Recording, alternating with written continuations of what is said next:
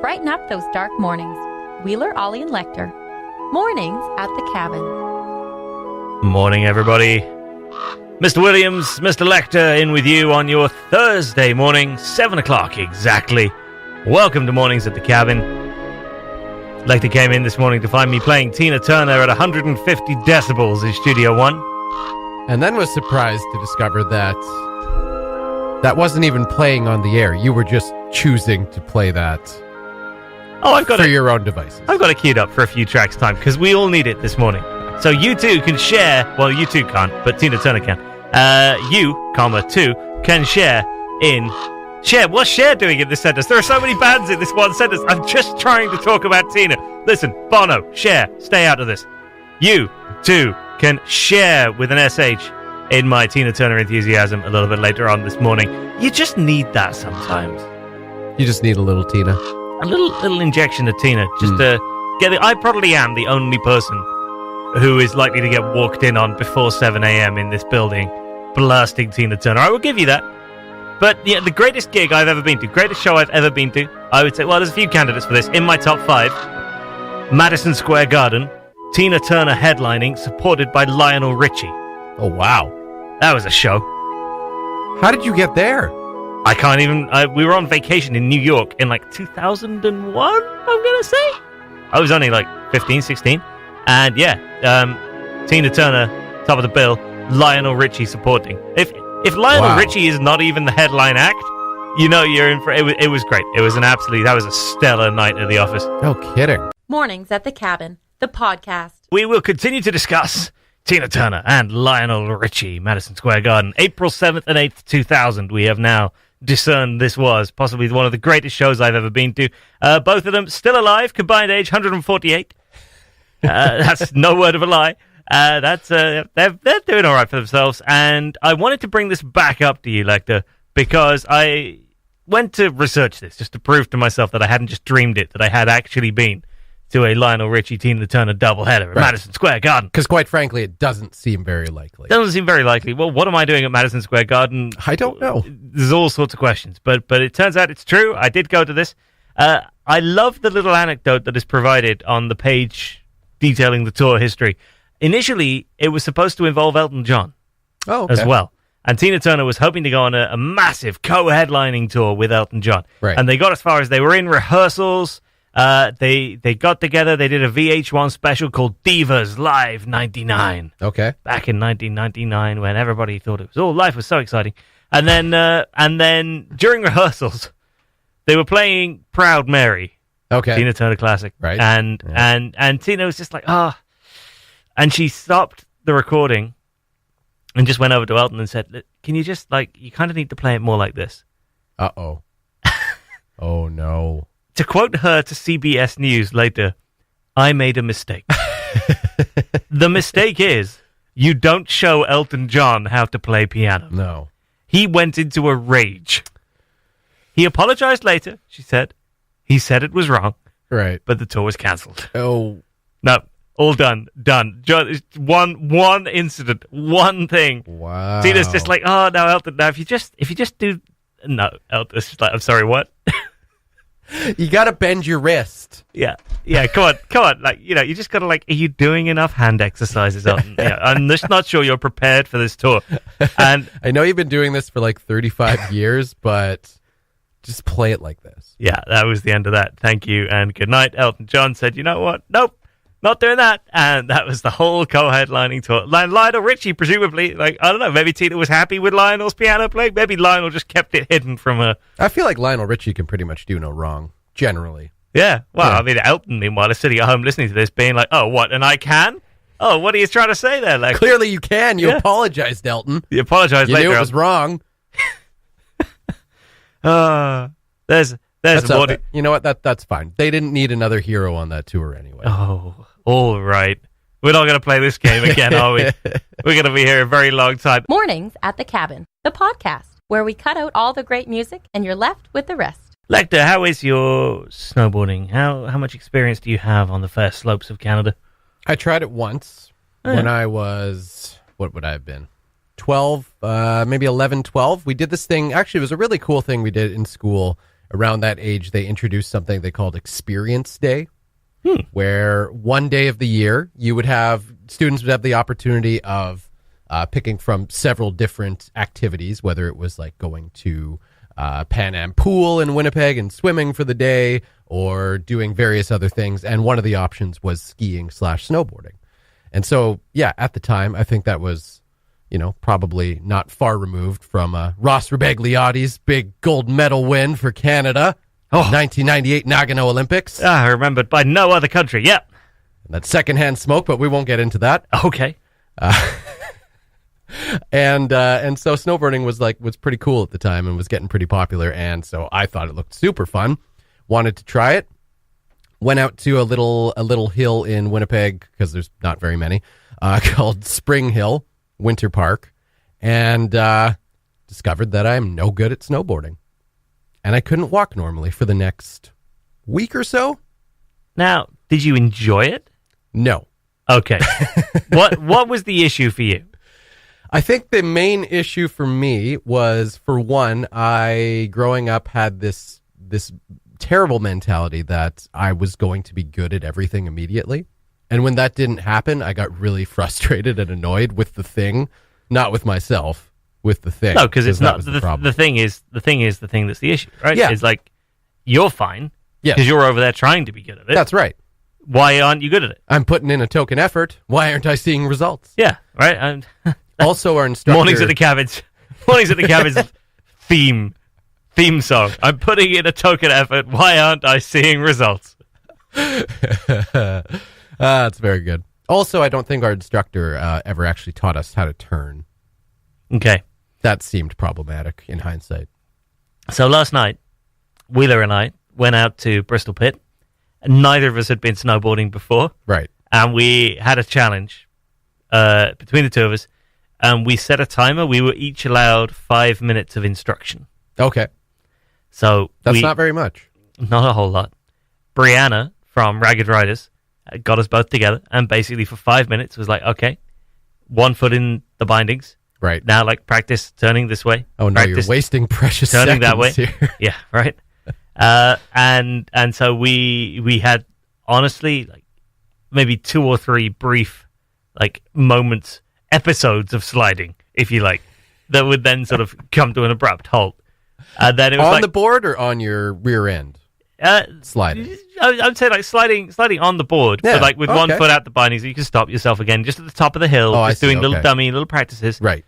And then, and there was maybe like a bit of wobbliness, but like, okay, like I'm on this board, okay, like, life's good so far. And then it was like, all right, well, we're going to go down this hill. Yeah. Oh man, that was epic. That was epic. It's not a long hill. It's not a long hill. No. If you go to Bristol Pit, it's a gravel pit, right? I mean, it's not like Yellowknife has hills. Right. A hill is really the inverse of what that hill is. It's not a hill. Yeah. It's the opposite of a hill. It's an anti-hill, right? You're just like, we just dug out the earth a little bit and called it a snowboard park. More of a hole than a hill. Right. It's great that we have it, but let's not be fooling anybody. It doesn't go on forever. It must have taken 20 minutes for either of us to make it down to the bottom. Like, it's small, like, if you were to imagine a group of lost travelers stranded in a blizzard on foot trying to reach civilization 1,000 kilometers away, it was the kind of, like, you'd imagine them, like, shuffling a few kilometers further on, hunkering down again, shuffling a little bit further on, hunkering down again. Right. It was very much that kind of sort of very gradual approach to life, where you sort of haul yourself back up, slide a little bit further, plant yourself on the floor again, and just, it took a lot of effort and a lot of pain. There is such a thing in snowboarding as catching a toe edge. Yeah. Now, I heard you did that. A smidge. Yes. A smidge. I mean, I didn't know it was called that until afterwards when someone ran over and was like, "Are you okay? That's called catching a toe edge." Like, oh, is it? That's fascinating. I think it's actually called a punctured lung. That's when you go face first off the front of the board. Yeah. And that winded me something chronic. And other than that, I was okay. I mean, my knees are a bit busted up from that this morning. The tailbone thing that everybody says about snowboarding, that's true. Right. There's no lying there. Yeah. Like, it is a little painful to sit this morning, But I got to tell you this, and there's going to be a video of this up on our website in the next couple of days. I was wearing a GoPro. We had other people filming it. I'm telling you right now, that video is one you're going to want to watch. There is a moment towards the end where it suddenly all goes right. Oh. And that one moment, that's kind of like, and I said this to Brianna, the instructor, on the way back up the hill, which is a whole other story in a second. I said, this sport is like golf. Yeah. Golf, you go around, you hit 100 shots, all of which are dismal. Yes. But in there somewhere, like on the fairway of the 15th, there'll be a glorious moment where you hit a shot that looked like a golf shot, Yes. acted like a golf shot, and went where it was supposed to go. And you will look at yourself and think, hey, I can do this. Yeah. I want to do that again. Yeah. And so you come back. Despite the fact that the rest of it was a miserable slog through a forest, Right. you'll come back. Yeah. And even though I basically tumbled down this hill like some sort of, like distressed piece of foliage for 20 minutes, at the end, there was one moment that just made me think, oh, I want to come back. I want to do this. Yeah, I can actually, I can understand now how I could get to a place in my head where I could actually do this sport. And that was super exciting. Then, though, there's a tow rope to get you back to the top of the hill. Yeah, the tow rope. That, for some reason... That was the bane of my existence. For some reason, I thought that was going to be the easy bit. It looks so easy, right? Because you've got like the downhill and everything, the falling over and the sliding. All you've got to do, Lekter, is get over to the rope, hold on to it, and it does the rest. And go up the hill. How hard can that be? Oh. Yeah. Let's not even get started on the tow rope. I don't think I made it up the tow rope once. My first snowboarding endeavor. I just and like when it's people who snowboard all the time, they look so cool going up the tow rope too. Like it looks so casual and easy. It's the hardest thing to do. I think we have video of this as well. I fought the thing like a couple of caged lions. Like I got a hold of it. The first couple of times, I'm like, oh, okay, that's different to what I was expecting. And like, let go again. You're like, okay, reset. Gonna go again. A small line forming behind me. Right. Okay, I got this time. And then, there was one where I was just like, I had it, then I lost it, then I had it again, and then I kept it, and I had to fight for it a little bit, and I was shimmying a little bit, and then I was under it, and then I was over it, and then I was left and right a bit. And honestly, it was like the third round of a boxing match until I eventually had to give up. I was not prepared for, like, just hanging on to a rope pulling me up a hill to be as mentally and physically challenging as going down the hill. It's just kind of degrading too. Oh, it's so embarrassing because there's like 9-year-olds who are just like standing there watching you thinking, oh, what? There was a wonderful moment when a 9-year-old walked up to me as I was lying beneath the tow rope and just held out a hand and said, high five for effort. Oh,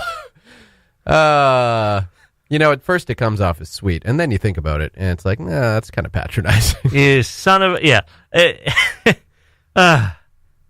Thanks, though, Kit, for the motivational speech. So yesterday, of course, we were at Pub Stumpers Trivia. It was the season finale of Pub Stumpers Trivia. Oh, it's a shame I was going to go next week. Well, you can go the week after it's returning. Oh. Taking 1 week off. So much for that joke. Ugh. All right, go on. So Jesse showed up late because this snowboard. Well, because it took you guys half an hour to get down the hill. So this snowboarding video went a little bit late.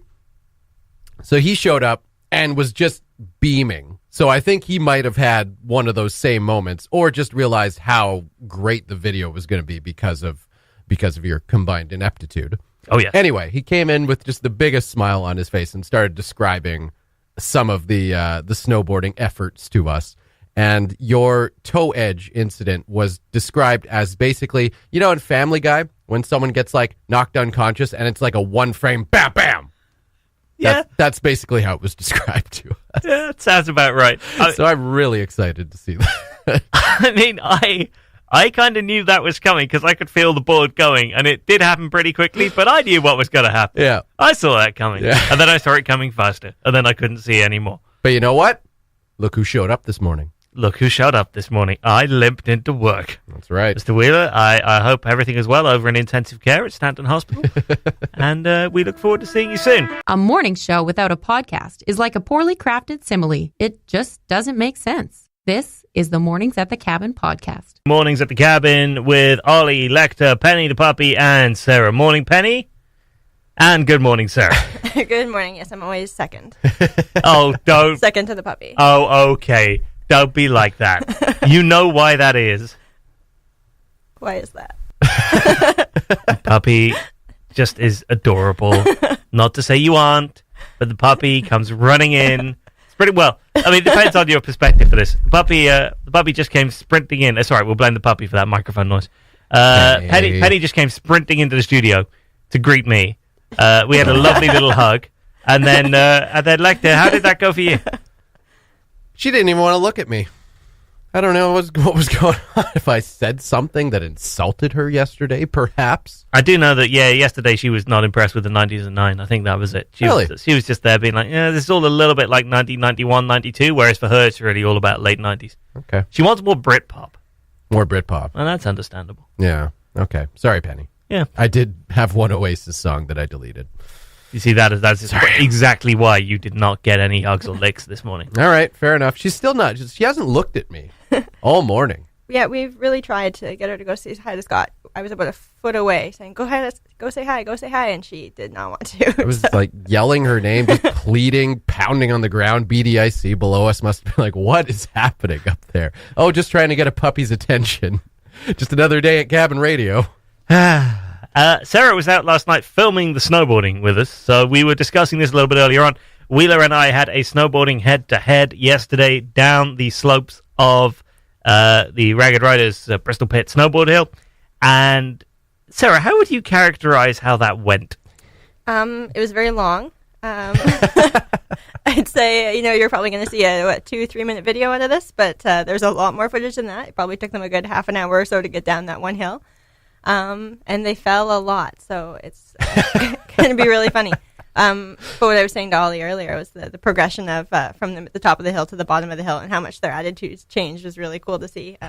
They were so scared at the top. They were like, why would anyone ever want to do this? And by the time they got to the bottom of the hill and were kind of getting the hang of it, they were like, we want to do this again. I think one of the factors was ordinarily you have so much coaching first. Yes. Right? Yeah. I don't know what happened to you, Lekter, when you went for your little training session, but the instructors spend a fair bit of time going through basics before letting you go down the hill, whereas we basically said, right, 5 minutes, let's go. Yeah. And so 5 minutes, we got it. It's fine. When it came to the whole, let's go down the hill, there was no real training that we had by that point other than a couple of little slides at the top. If anyone listening to this wants to go try snowboarding, you're going to get way more preparation. They are really good at coaching up there. Like the patience, even in the 5 minutes, and in the half an hour going down the hill, the buckets of patience to put up with, particularly me, constantly just clinging on for dear life, having to be helped back up and reassured. And Brianna's just constantly saying, just relax. Relax. Are you kidding me? I'm on a moving board of death at an angle. How can I relax? So I think I do need to learn how to relax a little bit more. Just relax and just squat down and rock your heels back. I can't mentally or physically can do none of those things. I'm gonna point me down the hill and then let go of me, and we'll see where I end up. Yeah, I would think the instructors at Ragged Riders don't. It doesn't serve anyone very well if they're not giving you good instruction and you are falling down the hill. They want you to enjoy yourself, but you two having a camera crew, well, the payoff for you falling down the hill. Yeah, Yellowknife jackass over here, right? Yeah. If he just picked it up immediately and just cruised down the hill, I was like, what would that be to watch? Nobody watches that video. Watch that. Nobody puts GoPros on the mud run competitors that can actually run. That's right. Because those guys don't make for good video. Yeah. Oh, look at those fit individuals completing these obstacles successfully. Proficiency, boring. Yeah, enjoyed that. No, you came here for the real goods, which is to watch Jesse and I be bad at things. That's right. And what amazes me is how consistently we are able to find things that we are both bad at. You were both great at Brazilian Jiu-Jitsu. Well, there was that. That was incredible. That was a surprise to everybody, particularly our body doubles. So there was that. But the cooking was sort of mediocre at best. Yeah. the mud run was sort of an exercise in perseverance. Yeah. And the snowboarding is really just I don't even know what quality that really Cut from the same cloth as the mud run. Yeah, a little bit. I honestly though, I keep coming back to it. The final few moments of that snowboarding last night, that'll keep me going for a long, long time. Yeah, when you stayed up for more than like 2 seconds. Yeah, that's the one. Thanks. We only showed that shot of Ollie going down the probably like a 5-degree angle down the hill, successfully standing up, gliding right into the I don't know what it would be called, like the field, the end where all the grass is sticking out. The flat part. The flat part. And I stayed standing, and I turned round, and it all worked. Then it would look like he knew what he was doing until he tried to get back up the hill. Oh yeah, the tow rope. Yeah, We've discussed the tow rope. The evil tow rope. Yeah, how on earth you can go down the hill and it not be the hardest part of snowboarding is beyond me. Sarah, thank you for adding your worthwhile contribution there to my ego. Penny, good morning to you. Thank you for the hugs. Scott, sorry that you didn't get any hugs. The Mornings at the Cabin podcast. Hey River High Rise, everybody. Newspaper ad yesterday saying what, Sarah Price? Asking tenants to please square up on their rent. The fire happened on March 15th, I believe. So people have been displaced for over 2 weeks now, and they haven't heard a thing from their landlord until this ad came out yesterday. Okay, the ad said a few other things. It said it expressed regret and said condolences to people. Yeah, and it suggested they'd have the situation corrected within 2 months. But yeah, I think it was that last line there asking them to please square up on their dues that really caught everyone's attention. Yeah, it seemed, shall we say, an unusual move for an owner of a building who has been, let's be charitable here, less than at the front of things in the couple of weeks since that building caught fire, or there was a fire on the 11th floor. Mm-hmm. There's so much smoke damage, fire damage, and water damage that the building is now uninhabitable. The problem with renovating the building is that the puppy I can hear in the background. Penny, it's okay. Don't worry. You don't have to pay any rent. You weren't in the building. It's fine. So smoke, fire, water damage has made the building completely uninhabitable, not least because of asbestos, which is probably in the building. It is of that era. Right. And if you're going to go in there and renovate, you can't touch anything without people being vacated out of there for that, for obvious reasons. So that's going to complicate matters. I think 2 months seems ambitious to get all that fixed, but who knows? But yeah, asking people at the foot of that notice, having not really been in touch with anybody, would you mind just squaring up the rent? Lacks a bit of diplomacy, doesn't it? It's just, yeah, I think if that ad had appeared, and meanwhile the owner had been at every meeting, talking to everybody, saying like, how are you doing? Like going and visiting people, checking in on people, like being a public face and like being around in the community to help out. Right. Then putting an ad in the paper that says, hey, look, everybody, we're really sorry. We're working on it. We hope it's going to be back fixed. If you owe us some rent, can you just square up on it? People will be like, all right, yeah, fine. Right? That's nothing wrong with that. If you'd been there and you'd been visible in the community, and you then said, hey, everyone who owes rent, if you're able to settle up, that has a very different face on it than not being there. Reportedly being on a cruise. I don't know that for a fact, but that has been reported elsewhere. And then popping an ad in the newspaper saying, hey, everybody needs to settle up. It's a different tone. I would have felt differently if that ad had been on cabinradio.ca. Would have given them a little slack over that one. But, if you don't want to support the cabin, well, then we can't support your statement. I'm sorry. That's not the issue at all, is it? I don't really know where to go from there. I mean, it's... Our robust and impartial journalism is being called into question here a little bit, Lekter. You know that, It has been in the past, yeah. We are the National Enquirer of the North, also Fox News North. Fox News North, but then not Fox News North. That was retracted a week later. We've been called many things here. I did see yesterday the story on the Hay River High Rise was shared by Greg McMeekin. Greg McMeekin, for those who don't know, regular commentator on all sorts of things in Northern news. Greg has a profound belief that a Pentecostal cult, to use his words, is often responsible for many of the ills of the Northwest Territories. He particularly seems to feel as though it's Michael Miltenberger's fault, despite the fact Michael Miltenberger hasn't really been able to affect anything for a few years now.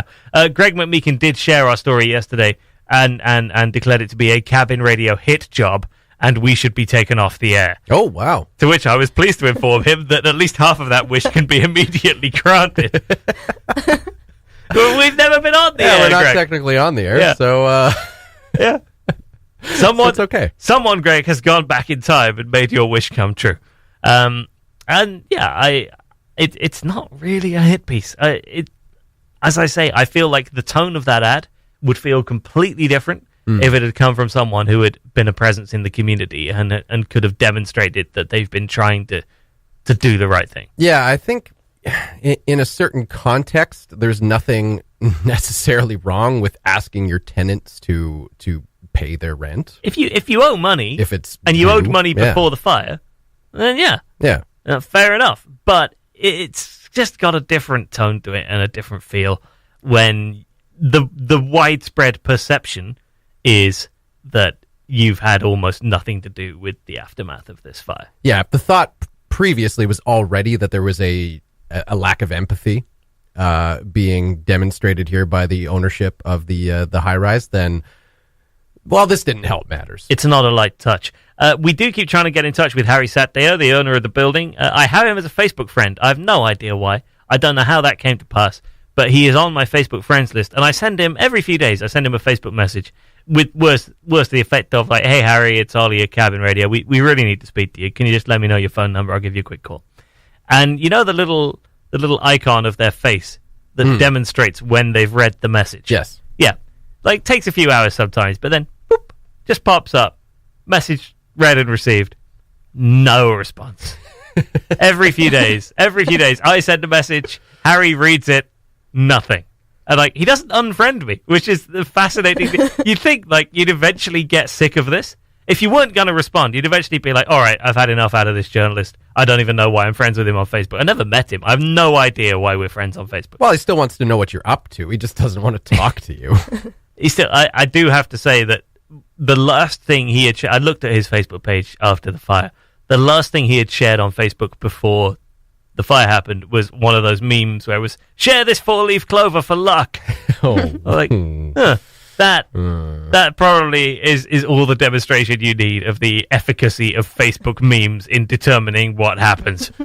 Yeah. Do you know what was the date of that? Like June 2017? No, it was a couple days before. Okay. It was it was not a great look. But there you go. So I will keep bothering Harry Satdeo on Facebook Messenger until such time as he feels compelled to either reply or unfriend me. While you're at it, send him a Cabin Radio page invite. Yeah, we're so close to 6,000.